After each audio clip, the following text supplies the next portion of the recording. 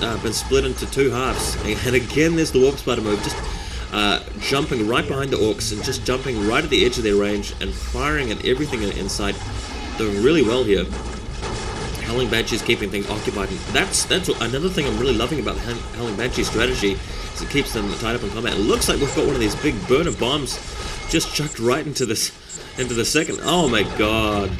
Kaboom. That was cool. Orc explosives. Taking a look at the Eldar base, these orcs have just crept in, and that's because of the custom teleporter thing from the big map. He's just teleported over the central map ridge through the forest, and he's just teleported to the other side, harassing the Eldar base. So cool move. Don't think he'll do that much damage. But speaking of damage, these Eldar, they used to be called Eldar Dreadnoughts, but in the second edition of Warhammer 40,000. But in this, they're Wraith Lords, and they look to be doing some damage to the orcs over in the eastern pass. Meanwhile, the Warp Spiders, getting rid of that teleported squad, so the orcs have returned that. Our blade shall form an impassable wall. Our minds work as just need to take a break from talking so quickly. This is turning into a pretty exciting game. Our minds work as the orcs appear to be on the back foot, though. Incoming. Surprisingly. Ouch! Ouch! Just as I said that, though, it looks like the Flash gets mowed down. A whole Howling Banshee squad, and if you look carefully, they're actually being led by an Orc hero unit called the Mad Doc. The Mad Doc, and he's leading the Flash Gits. He's quite a cool little unit. He's got sort of healing power. And we've got the Seer Council headed back there. It'll be cool to see the Seer Council take on the Mad Doc. And over in the Eastern Pass, we've got a triple squad of Warp Spiders. Hopefully they've got enough jumps left to return quickly, should they be needed, and I fear that they will be needed if that Mad Doc has anything to say about it. Back at the Eldar base, we've got 3 Wraith Lords. Looks like they're being repaired, and that's a really good thing too, because that one in the middle is looking really damaged.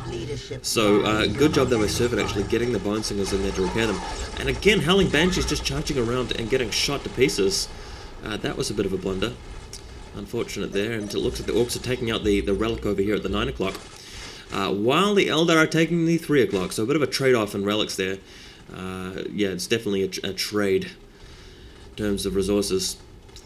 But looks like the orcs are encroaching in the Eldar territory here. Encroaching, I always forget which is the better term to use.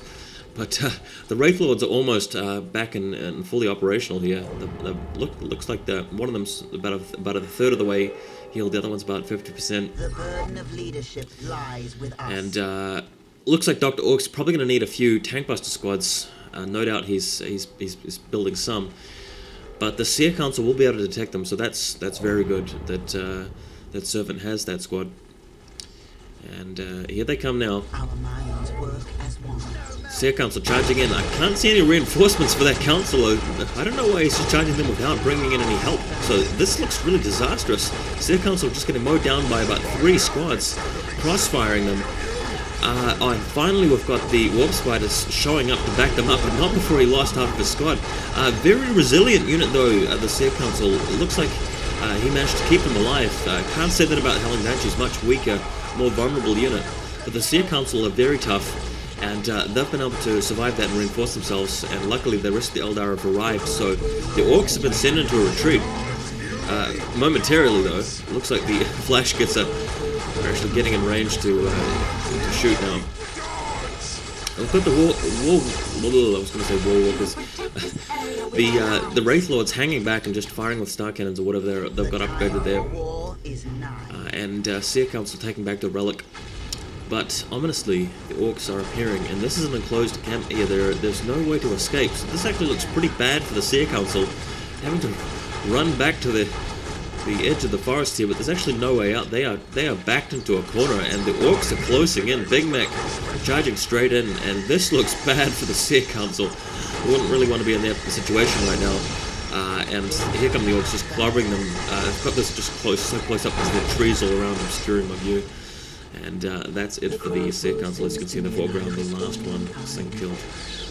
And that's it. So, a bad way to lose the Seer Council unit. Pity they couldn't have taken more orcs down with them, but such is war. Now, heading over to the eastern pass, looks like Servant has sent all of his Wraith Lords over to deal with Dr. Orc's buildings, and that's a very critical decision because he won't have the Wraith Lords over there to deal with the main thrust of his army. What was that? Looks like a fighter bomber has been built from Dr. Orc, and he's actually pushing in with it now, heading in with his army. And Servant is really making a particular play here. It's a strategic choice.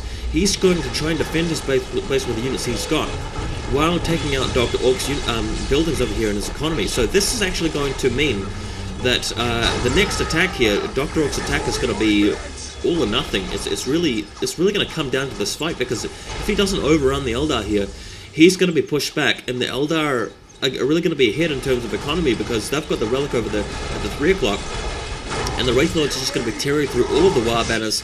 Orcs definitely need War resource, and there's the War Boss coming in to try and defend against those Wraith Lords. Good plan if you ask me, because he needs some desperate defense of that area.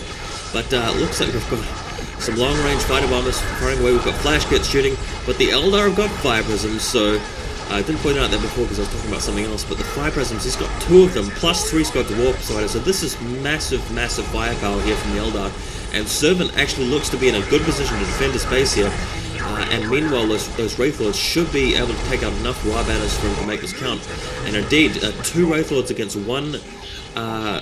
One War Boss, and War Boss has taken out a Wraith Lord, but at the cost of his life. So, and there's some tank busters. So good move there by Dr. Orc, bringing attack busters. You can't really see them very well here at all. It looks like invisible sort of guys firing rockets, but that's because they are invisible on the Eldar perspective at this point. But back to the main battle. Looks like we've got fighter bombers shooting away, but the Eldar defense is looking to be really good here. Looks like the flash kits have been really thinned out. There's barely any of them left, and the fire prism is going to be able to mop them up fairly shortly.